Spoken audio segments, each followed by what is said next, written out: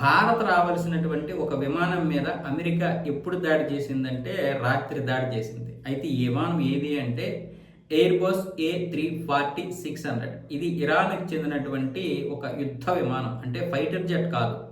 యుద్ధ సమయంలో యుద్ధ ప్రాతిపదికన పనిచేయడానికి ఉపయోగిస్తారు వీటిని. ఎటువైనా వస్తువులు తరలించడానికి, సైన్యాన్ని తరలించడానికి ఉపయోగించేటటువంటి ఈ విమానం మీద అమెరికా ఎందుకు దాడి చేసిందంటే భారత్లో ఉన్నటువంటి కొన్ని మందులు తీసుకొని వెళ్ళాలి. మందులతో పాటు మరికొన్ని అత్యవసర వస్తువులు తీసుకొని వెళ్ళాలి. ఇక్కడ భారత్లో ఉన్నటువంటి ఏ ఎంబసీ ఏదైతే ఉందో ఇరాన్ ఎంబసీ మొన్నటి నుంచి కూడా, అంటే యుద్ధం మొదలైన వారం రోజుల తర్వాత నుంచి ఫండింగ్ ఏర్పాటు చేస్తుంది. ఇక్కడ QR కోడ్ ఇచ్చి భారతీయులు మనసున్నటువంటి వారిని, భారతీయులు ఎవరైనా సరే మాకు సహాయం చేయండి, మా పరిస్థితి ఇలా ఉందని చెప్తే చాలామంది హెల్ప్ చేశారు. అలాగే కశ్మీర్లో ఉన్నటువంటి షియా ముస్లిమ్స్ కూడా స్వచ్ఛందంగా డబ్బులు ఇవ్వడం జరిగింది. దాని గురించి మనం చెప్పుకున్నాం.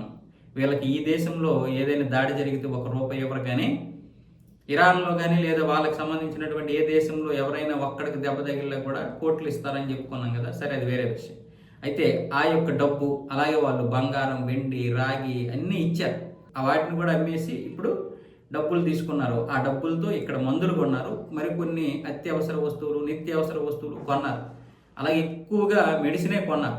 ఆ విరాళాలుగా వచ్చినటువంటి డబ్బుతోటి, ఈ షియా ముస్లిమ్స్ ఇచ్చినటువంటి డబ్బుతోటి మొత్తం మందులు కొన్నారు. వాటన్నింటినీ ఇప్పుడు తరలించాలి.